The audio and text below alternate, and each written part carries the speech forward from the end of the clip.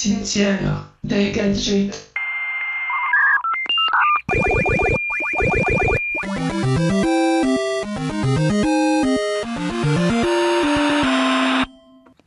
Qu'est-ce qui faisait l'unanimité dans les années 80-90? Un gadget pour les mélomanes. Le Walkman, mais oui, ça a 35 ans. Je vous en montre un. Reconnaissez-le, vous êtes jalouse un peu. Hein, c'est le modèle sport. Bon, je l'ai même jamais eu, celui-là. Il est jaune. Le Sony jaune. Oui, Voilà. le fameux Sony jaune. Il faut le dire, hein, la musique portable, elle a commencé vraiment avec le Walkman. Si on écoute aujourd'hui de la musique partout où on va avec, évidemment, nos lecteurs MP3, c'est d'abord et avant tout parce que ça a commencé avec ça. Il faut savoir qu'avant, le plus petit modèle qu'il y avait, c'était les TC 5000. Vous vous rappelez, là, on enregistrait avec ça. J'en ai une photo ici. Là. Géant, oui. C'était gros. C'était probablement plus approprié pour les journalistes radio comme nous que pour les mélomanes. Mais parlant de mélomanes, c'est l'un des fondateurs de Sony qui, justement, écoutait de la musique d'opéra un peu partout sur la planète dans les avions. Puis qui a dit, il faut que vous me trouviez quelque chose de plus portable que ça. Ils sont arrivés avec le Walkman. C'était 150 $ en 1979. En dollars courants, ça veut dire 475 $ aujourd'hui.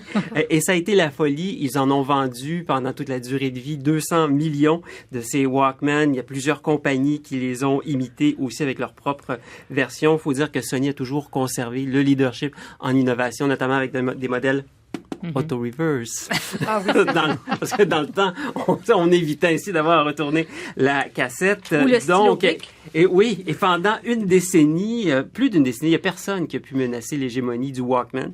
C'est devenu un compagnon pour, vous le savez, la marche, la course, le gym, l'étude, nommez-en parce qu'il nous suivait partout et je vous vois sourire. C'est manifestement votre cas aussi. Oui. Moi, je quittais jamais la maison sans mon Walkman. Et pour illustrer jusqu'à quel point ce gadget-là a marqué nos vies, parce que nous sommes davantage de cette génération autour de cette table que du iPod, toute l'équipe est en studio pour faire un petit jeu avec vous, Isabelle. On va faire jouer une chanson marquante. Vous allez tenter de savoir qui ça concerne. Et ensuite, on ira tous d'une petite anecdote. Ça commence maintenant.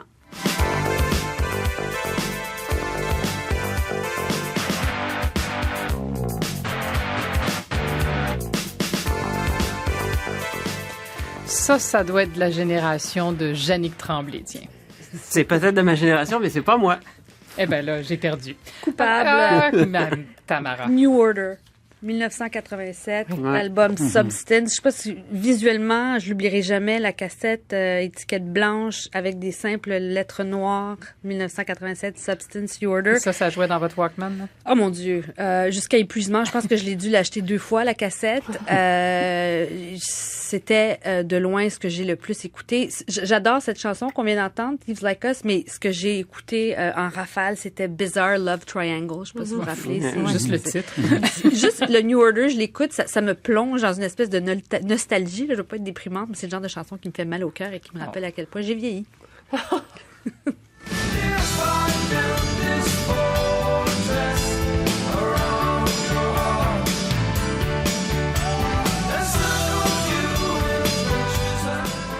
Étienne.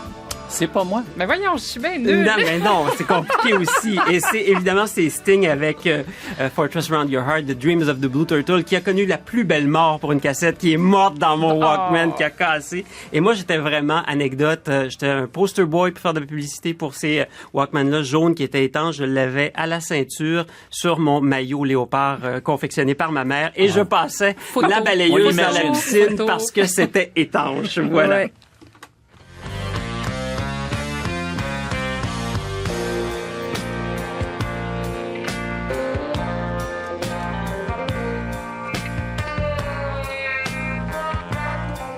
Ben là, je peux pas faire semblant que je sais pas c'est qui, c'est moi. Alors, vous, c'est ça, c'est Supertramp. Tous les disques de Supertramp, enfin, les cassettes, hein. Et j'ai gardé longtemps les disques. J'ai probablement encore des cassettes que j'ose pas jeter. Je suis comme ça, moi, je suis sentimentale. De Supertramp. Encore donc des cassettes, des vraies. Ça vaut cher. Ça jouerait là-dedans dans ce Walkman. Un jour, Laurent Terrien va vouloir me les racheter.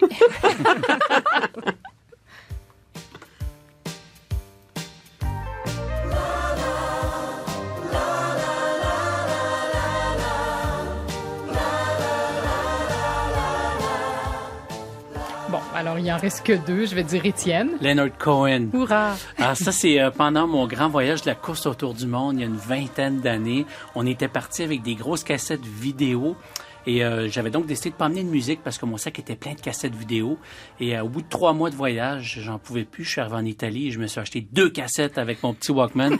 2 cassettes de Leonard Cohen que j'ai écoutées pendant 3 mois sans arrêt jusqu'à mon retour à Montréal. Alors, c'est un grand souvenir.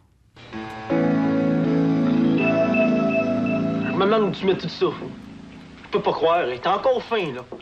Quand je suis nerveux, c'est toujours comme ça. Qu'est-ce que c'est que ça, Qu'est-ce que Véronique c'est que ça? Mérard? Un épisode de Chambre en ville, Isabelle.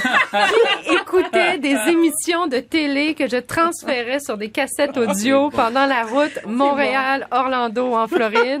C'est moi. J'écoutais la télé dans les oreilles déjà à cette époque-là. Elle s'est trahie, elle n'a pas le droit de faire de la météo. On vous retrouve après 16 heures.